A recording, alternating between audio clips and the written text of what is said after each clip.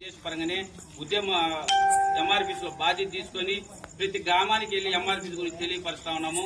దీంట్లో ప్రతి ఒక్క యువత ఆలోచించుకోవాల్సింది ఏంటంటే ఏదో వచ్చారులే పోయినారు అనుకోకుండా యువత కోసం ఇప్పుడుండే ఈ ఎస్సీ వర్గీకరణ అది నా కోసమో లేకపోతే ఇక్కడుండే పెద్దోళ్ళ కోసమే కాదు, ఇక్కడుండే చిన్నపిల్లలు ఇప్పుడు చదువుకునే వ్యక్తుల కోసం ఈ వర్గీకరణ కోసం 30 సంవత్సరాల సుదీర్ఘ పోరాటం చేయడం, అతని సంతోషాలు అతని ఫ్యామిలీ వదిలేసి ఈ 30 సంవత్సరాలుగా ఉద్యమం చేయడం వల్ల ఇప్పుడు మనకు వర్గీకరణ అయింది.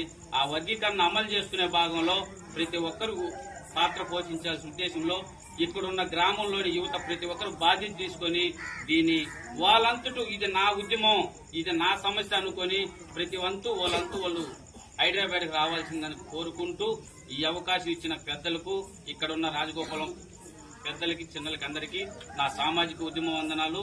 అదేవిధంగా నాకు ఈ అవకాశం కల్పించిన గౌరికి కావచ్చు, ఐతం సుధాకర్ కావచ్చు, వెంకటరమణకు కావచ్చు, ప్లీజ్ ఇక్కడికి మళ్ళీ పిలిపించిన అందరికి కావచ్చు సామాజిక ఉద్యమాలతో తెలుపుకుంటూ ధన్యవాదాలు.